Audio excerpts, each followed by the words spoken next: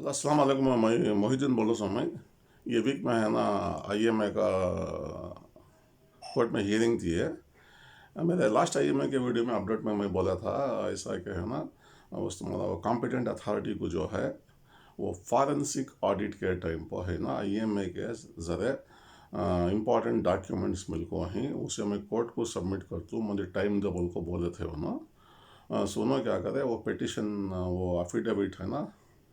Documents क्या क्या मतलब पूरा होना कोर्ट को फाइल कर गो ही। और अब एक इम्पॉर्टेंट क्या आगा तो वो पिटिशन में क्या करेगा तो बस तुम्हारा वो जो है मंसूर खान को जो है उसका क्रॉस एग्जामिनेशन बोलती कि तो वो उनको विटनेस बॉक्स में खड़ा करके है ना उनको सवाल जवाब पूछती उस कॉम्पिटेंट अथॉरिटी के लायर वो क्रॉस एग्जामिनेशन और एविडेंस पूरा है ना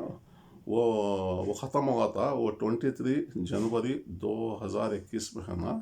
मंसूर खान का पूरा क्रॉस एग्जामिनेशन ख़त्म हुआ था। सो कॉम्पिटेंट अथॉरिटी क्या बोले पिटिशन में क्या बोलेगा तो मैं इसे दोबारा रिकॉल करना चाहता हूँ और दोबारा है ना मंसूर खान को क्रॉस एग्जामिनेशन करना चाहता हूँ एज पर द डॉक्यूमेंट्स जो हमने मिल को ही उस तुम्हारा फॉरेंसिक ऑडिट के ज़रिए बोल को है ना उन्होंने एक पिटिशन डाल को थे। और इससे है ना तुम्हारे मंसूर खान के लायरा क्या बोलेगा तो अब ये नहीं होता रिकॉल नहीं कर सकते ये इलीगल है ये। और ऑलरेडी है ना अब एक केस क्लोजिंग स्टेज में है ये लॉ में मेंटेनेबल नहीं है तो लॉ में ऐसा एडवाइजेबल नहीं है बोल को है ना उन्होंने भी है ना बहुत आर्ग्यूमेंट चला वो आर्ग्यूमेंट के बाद ये बहुत सारे ज़रा पॉइंट आर्ग्यूमेंट हुआ कोर्ट में से भी वो एक लंबी लिस्ट है वो। अब ज़रा ब्रीफ वाला तुम्हें मंसूर खान के लाना क्या बोलेगा तो ये तुम्हें जज को बोलेगा तो ये पिटिशन मंस कॉम्पिटेंट एक्सेप्ट करो ना को जो 23 जनवरी 2021 के पहले कॉम्पिटेंट अथॉरिटी क्या कर लेते थे ये पिटिशन वस्तु तुम्हारा वो फॉरेंसिक ऑडिट का रिपोर्ट उसके पहले कहीं को नहीं दिए उन्होंने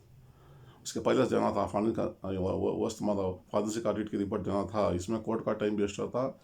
हमारा टाइम वेस्ट होता बोलकर ऐसा ऑब्जेक्शन रेस करे बट पीपी पब्लिक प्रोसिक्यूटर क्या बोलेगा तो फॉरेंसिक ऑडिट में टाइम लगता उसके वास्ते है ना हमने ये रिपोर्ट बनाने में हमारा डॉक्यूमेंट कलेक्ट करने में हमारा टाइम हुआ। फॉरेंसिक ऑडिट और नॉर्मल ऑडिट में क्या डिफरेंस का तो लास्ट टाइम भी बोल रहा हूँ मैं ऑडिट क्या है तो किसी तभी एक ऑफिस में या फैक्ट्री में गया तो उनका बिजनेस क्या होता कितना इनकम आया उनको कितने उन्हें एक्सपेंडिचर करे वो सब भी डिटेल ना खाली ऑफिस के रिलेटेड होता है उसे ऑडिट करके बोलते हैं। फॉरेंसिक ऑडिट क्या होगा तो और कितना अब आईएमए का एग्जाम्पल दिया तो वो कितने पैसे कलेक्ट करे उन्होंने उसमें कितने प्रॉपर्टियाँ बने और प्रॉपर्टी किसके किसके नाम बोलना अब पैसा कहाँ कहाँ गया यहाँ से दुबई को गया अमेरिका को गया या श्रीलंका को गया पैसा गया वो पूरा ट्रेस करते थे एक्चुअली उन्होंने उसे फॉरेंसिक ऑडिट करके बोलते सो ये है ना ये बहुत अच्छी खबर है एक्चुअली। कोर्ट क्या बोलेगा तो वो जो मंसूर खान के लाया राम को ये audit report forensic audit report जो डॉक्यूमेंट देखो ही मैं उसे एक्सेप्ट करता हूँ और मंसूर खान को री एग्जामिनेशन के लिए दोबारा कोर्ट को आना सो कॉम्पिटेंट अथॉरिटी पीपी के लायर से दोबारा री एग्जामिनेशन करती हैं बोल को है ना कोर्ट ऑर्डर दिए। इसमें हम फ़ायदा क्या है तो वो पिटिशन में वो फॉरेंसिक ऑडिट में क्या क्या डॉक्यूमेंट मिलते हैं इसके बारे में हमें ज़्यादा क्या भी मालूम नहीं है बट इन्वेस्टर को आईएमए के डिपॉजिटर्स को ये अच्छी खबर है मेरे हिसाब से क्या कि कॉम्पिटेंट अथॉरिटी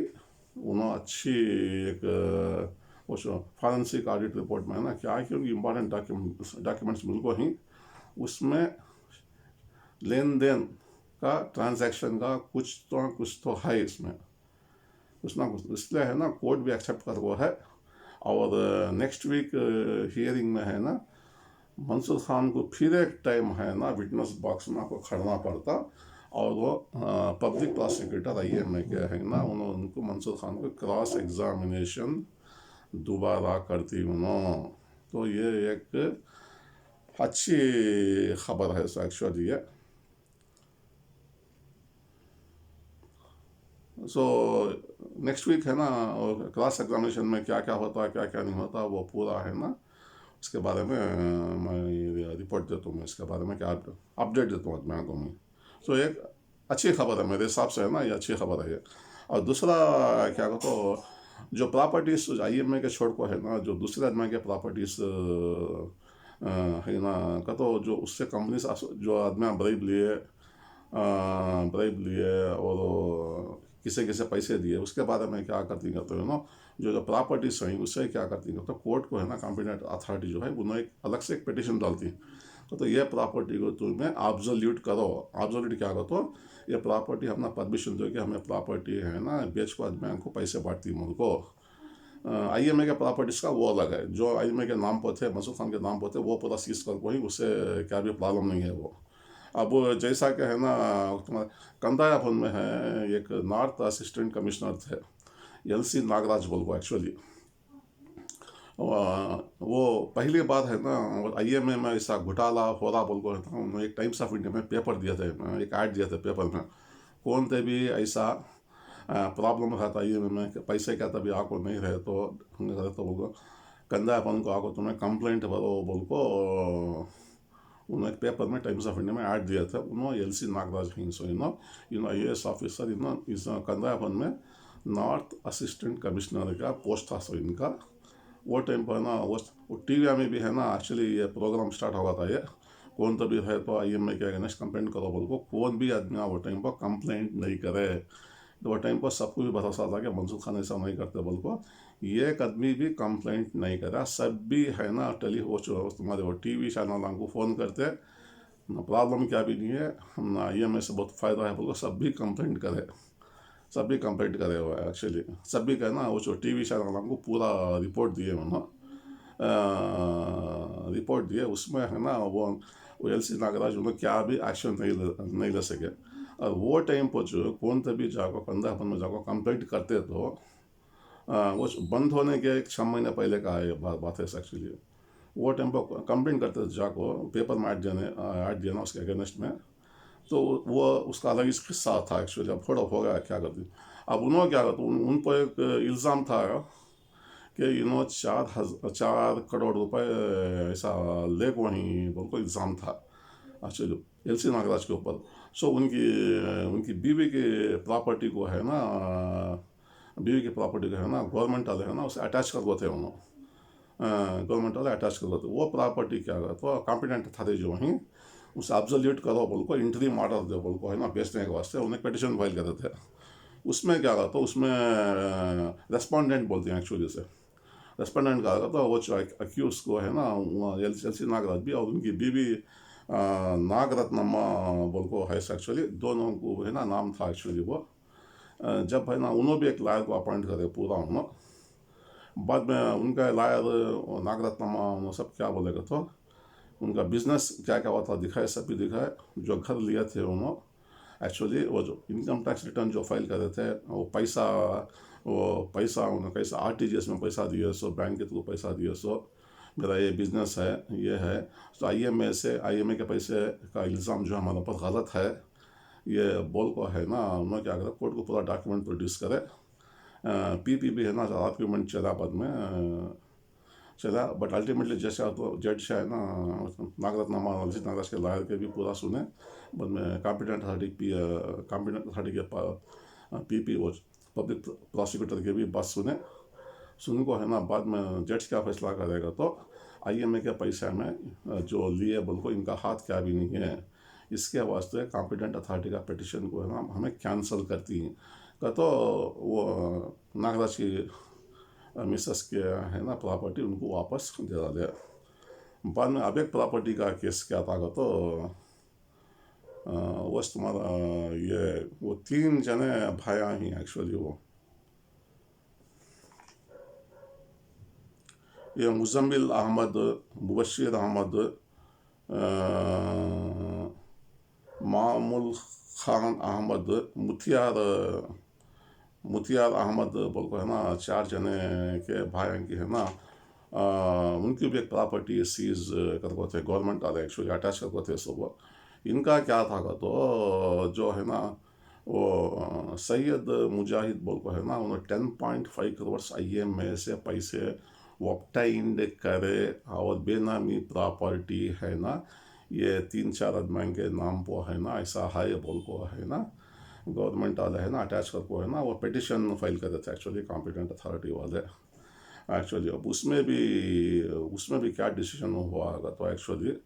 वो जो 3 जने भाया ही ना, उनकी अम्मा के नाम पर प्रॉपर्टी थी बोल को है ना, उन्होंने डॉक्यूमेंट दिखाया, उनके अम्मा बाबा है ना 1973 में प्रॉपर्टी लिए ऐसा बाद में है ना, वो पूरा प्रॉपर्टी का बाइफर्केशन हो गया, भाया भाया में से भी प्रॉपर्टी का ऐसा बाइफर्केशन हुआ बोल है ना, पूरा डॉक्यूमेंट दिए उन्होंने। सो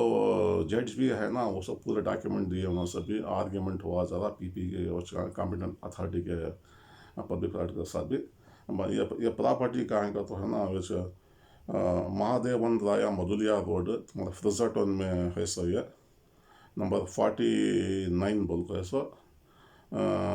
ये 24,000